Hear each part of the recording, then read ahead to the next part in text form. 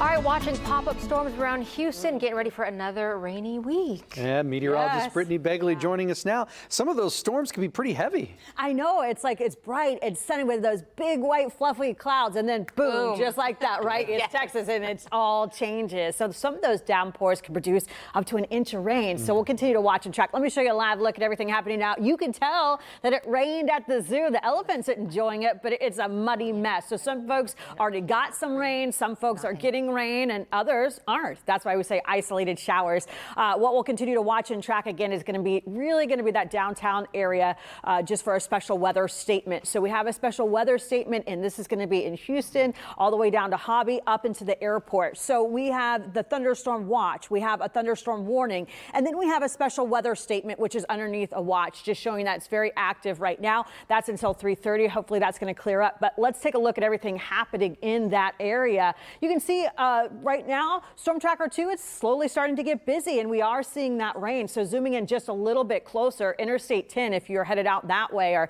maybe headed home, if you're coming from that Spring Valley area into Houston, you can see the rain coming down right now. Looks like there's one cell inside that thunderstorm box, not really showing thunderstorms, but showing heavier downpours. So again, this is going to be as you approach Spring Valley, Hunters Creek Village, Piney Point Village. You're seeing that rain coming down right now. And then up to the north, if you take 69, we'll watch this cell. It's going to be really close to Aldine and near the airport. And I always get a little anxious about the airport only because, as you know, it's a very busy area. We have construction and it just makes things tricky. You add in that rain and it's going to be extra stressful. So keep that in mind as you're traveling out. So here are the areas that we'll continue to watch. Let's zoom out really quickly to see other areas that might not be underneath that special weather statement, but we still see that lightning up to the north. You can see this is going to be just west of Conroe. We're starting to see the thunderstorms here. So zooming in a little bit tighter to this shot, you can see we have about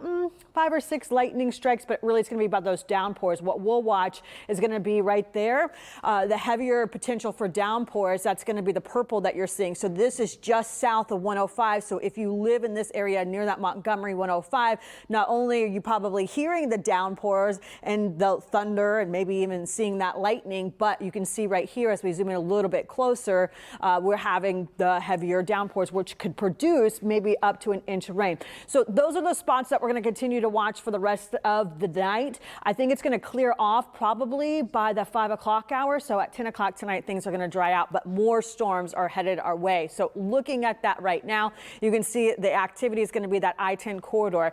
Big picture for you, that forecast is right now isolated showers, but guys, Tuesday and Wednesday is going to be more widespread showers. So just keep that in mind as you plan your day. Okay, thank you, Brittany.